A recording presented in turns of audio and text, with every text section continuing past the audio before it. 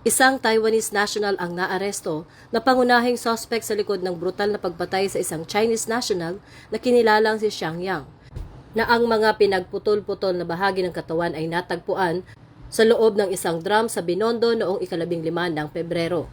Sa follow-up operation ng Pasay City Police at Southern Police District noong Huwebes, naisagawa ang pag-aresto sa suspect sa loob ng Okada, Manila sa Parañaque. Nauna nang nadakip ang lalaking nakitang nagtatapo ng drum sa Mel Lopez Boulevard base sa CCTV footage.